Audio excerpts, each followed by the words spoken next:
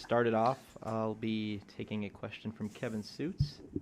He wants to know, how have the limited crowds affected your team's performance this season, and how do the tense late match moments feel compared to previous seasons with nobody in the building? There's definitely a void, and I'm starting to wonder. We haven't started off slow on the road like we have at home, and I'm just wondering if it's such a letdown not having the crowd it's affected our energy and our starts. So we're gonna try to address that a little bit. I don't think there's any magic formula for it, but it just feels empty, and there is something definitely missing. But that's not an excuse. It's just a reality. And end game, I was actually sitting there in Game 5, like, okay, if we had 8,000 people in here, how fun would this be? And it's still fun, but I feel bad for the fans missing out on a great 5-game match that comes right down to the wire. So it's definitely a big void. All right, we'll take questions for Coach. How are you going about addressing that?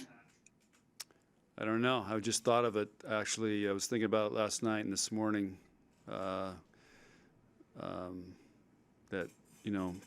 So I don't know. Probably I'm going to talk to the team about it.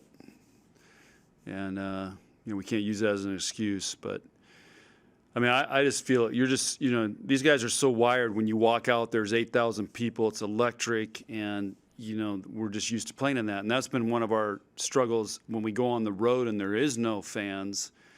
It's not very many places in the Big Ten, but sometimes in non-conference, you're playing in front of nobody in some tournament or something. And I've seen our players have a hard time getting up for that. And so it's just part of the deal. There's a plus and a minus to playing in front of big crowds.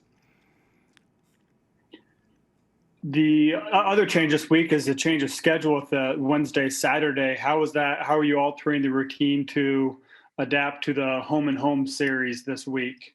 Well, we're used to it in the Big Ten because we play several Wednesday, Saturday matches. So for us, it's good. I actually think the change of routine will be good. I think it's good we get to play right away after Saturday night's loss instead of waiting all week. So I think the players are going to be really excited to play and try to be better than we were Saturday, and they get an opportunity tomorrow as opposed to waiting until Friday. So I think it's real positive this week. Does it feel like a little bit return to normal from where the schedule was last year as opposed to the doubleheader weekends? A little bit. I just keep thinking we should be in Hawaii right now. It was a year ago when this pandemic thing hit. We were one day out from getting on a plane to go to Hawaii. So that's what I keep thinking about. John, with that right side hitter spot, is there any reason that they shouldn't be hitting, closer to 200 is there something with the sets, or is there something with a lot of out of system or anything that we can't see, I guess? Nope. There's really no rhyme or reason. It's, like I've said before, it's like you're fine-tuning a race car, and right now we're not running on all cylinders out there. So we've got to overhaul the engine. We got to retune it. We got to, keep working at it, get somebody with confidence going over there. It's the only way I know how to do it. So we yesterday in practice, we had a major competition between Jazz and Riley and let them go at it. And I think there was, trying to force them to, somebody to step up and compete, get in the compete mindset as opposed to worried about if I make a mistake or, I'm not playing very well or whatever. So that's kind of how we're approaching it. I mean, early in the season, Riley was hitting like 250, 260. What was leading to that success that she needs to get back to now? If I had the answers to all those questions, we'd be writing books and doing webinars and making good money. So it's just always a process, It's I don't have any explanations for that. All I know is those guys come in and work really hard. They're working to get better. They've been spending extra time, and we got to get it going.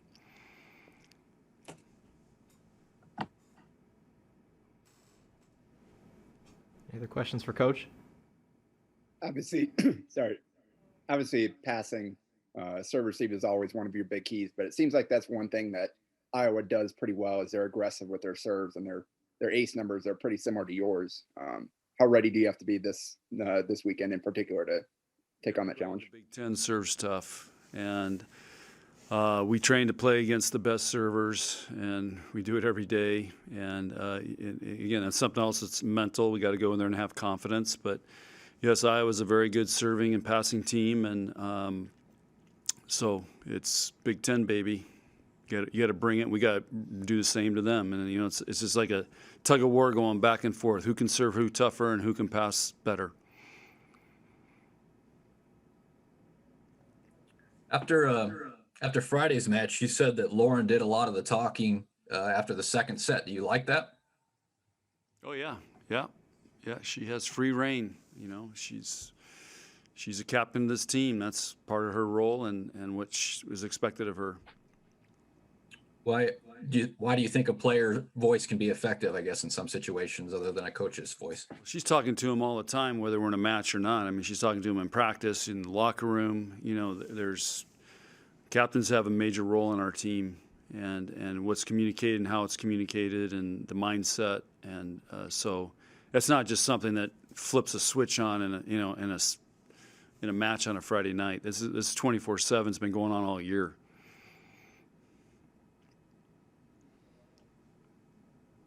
We got a few more weeks of the season left, but postseason is looming large, and the RPI has come out, and it just looks like an absolute mess. I mean, Nebraska ranks 53rd, Wisconsin 70th, Fairfield, Sacred Heart are the top two teams.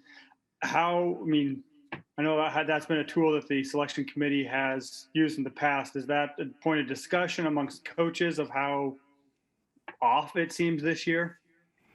I haven't talked to anybody about it. I don't think anybody's paying attention to it because the committee knows, well, I think they do know that this is going to be total.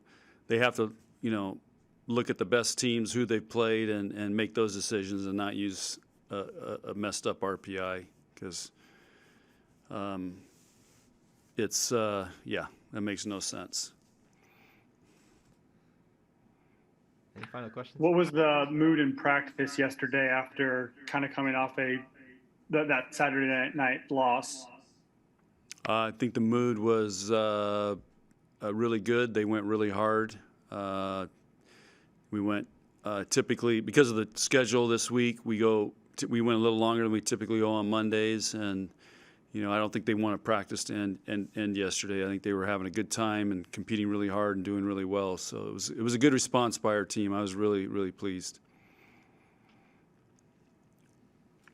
Did any of the players say anything? You heard about Lauren on Friday, Saturday. Did anybody kind of speak up and talk to them about that urgency, what you said was lacking on Saturday night? I'm sure there was stuff said. I wasn't in the locker room, and I'm sure there are conversations going on.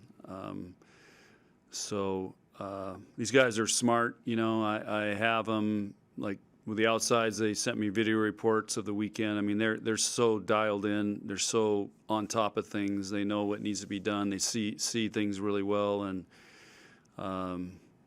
this group wants to be great.